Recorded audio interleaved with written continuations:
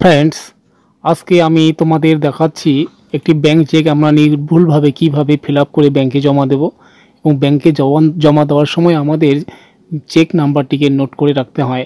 আর এই চেক নম্বরটা আমরা চেকের মধ্যে কোথায় খুঁজে পাবো বা কোনটাই বা চেক নাম্বার সেটা আমি তোমাদের দেখাচ্ছি। তো শুরু করি। দেখুন, আমি তোমাদের দেখাচ্ছি সর্বপ্রথমে ব্যাংক চেকটা আমরা নির্ভুলভাবে ফিল আপ কী করে করব। দেখুন, আমি এখানে একটা ইউকো ব্যাংক চেক ওপেন করে রেখেছি এবং পুরোটা ফিল আপ করেই রেখেছি সুবিধার জন্য বা সময় বাঁচানোর জন্য। তো দেখুন, ব্যাংক চেকটা ফিল আপ করতে গেলে আমাদের সর্বপ্রথমে এখানে দেখুন পে লেখা রয়েছে। পের ঘরে আমাদের সেলফ লিখতে হবে। এটুক হয়ে গেলে দেখুন ডান দিকে চলে যান। ডান দিকে আমাদের ডেট লিখতে হবে, ডে মান্থ ইয়ার হিসাবে। এরপরে আমরা এখানে অ্যামাউন্টটাকে বসাবো। আমি এখানে 10,000 10,000 লিখে রেখেছি। 10,000 এটাকে আমরা অঙ্কে লিখব। আর আমরা এখানে কথায় লিখব বা এখানে ওয়ার্ডে লিখব। এই 10,000টাই আমাদের এখানে ওয়ার্ডে লিখতে হবে। এইটুক হয়ে গেলে নিচে দেখুন একটা সিগনেচারের জায়গা রয়েছে। আমরা এখানে ব্যাংকে যেভাবে সিগনেচার করে রেখেছি সেই সিগনেচারটা এখানে করতে হবে। এইটুক হয়ে গেলেই আমাদের কাজ শেষ। আর পিছনে আমাদের একটু কাজ রয়েছে। ব্যাংক চেকটির পিছনে আমাদের দুটা সই করতে হবে। সই করে নিচে মোবাইল নম্বরটা দিলেই আমাদের কাজ শেষ, ব্যাংকে আমরা জমা দিতে পারি। এটা হচ্ছে সেল।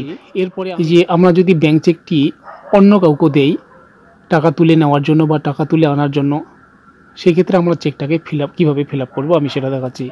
সেক্ষেত্রে দেখুন, এখানে আমাদের লিখতে হবে, এখানে যাকে আমরা টাকাটা তোলার জন্য চেকটা দিতেছি ওই ব্যক্তির নাম। এখানে আমি একটা নাম লিখে রেখেছি, যে কোনো নাম। তোমরা যাকে চেকটা দিতেছো তার নাম এখানে লিখবা। এরপরে দেখুন আবার ডান দিকে চলে যান। ডান দিকে এখানে ডেটটাকে লিখতে হবে। এর নিচে দেখুন আবার অ্যামাউন্ট। তার এই অ্যামাউন্টটাকে আমরা এখানে ওয়ার্ডে লিখব, অর্থাৎ কথায় লিখব। এটুক হয়ে গেলে আবার সিগনেচারটা লিখলেই আমাদের কাজ শেষ। এই চেকটার উল্টো দিকে আমাদের দুটো সিগনেচার করে তার নিচে মোবাইল নম্বরটা আমাদের দিতে হবে। কিন্তু এরপরেও আমাদের দেখুন এখানে নিচে কিছু নাম্বার দেখা যাচ্ছে। এই নাম্বারগুলোর আমাদের অনেক সময় প্রয়োজন পড়ে। তো এই নাম্বারগুলোর মধ্যে আমাদের চেক নাম্বারটিকে নোট করে রাখতে হয়। দেখুন, সবার প্রথমে এখানে 6 ডিজিটের একটি নাম্বার থাকবে। এখানে টোটাল 23টি ডিজিট আছে, অর্থাৎ নাম্বার রয়েছে। তো এখানে 23টি ডিজিটের মধ্যে এখানে 4টি করে পার্ট করা আছে। দেখুন আমি দেখাচ্ছি, একটা দুইটা, এখান থেকে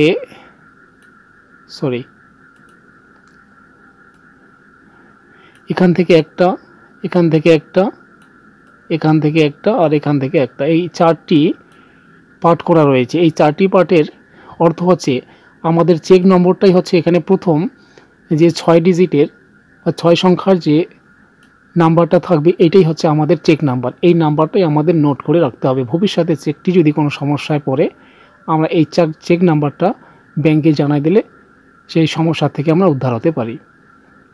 দ্বিতীয় যে নাম্বারটা রয়েছে এটা হচ্ছে MICR নাম্বার। এরপরে যে নাম্বারটা রয়েছে এটা হচ্ছে ব্যাংক অ্যাকাউন্ট নম্বর। আর শেষেরটা হচ্ছে ট্রানজ্যাকশন আইডি। তো এই পর্যন্তই ছিল আমাদের আজকের বিষয়। তো ভিডিওটি যদি তোমাদের ভালো লাগে চ্যানেলটিকে আমার একটু সাবস্ক্রাইব করবেন। Thank you.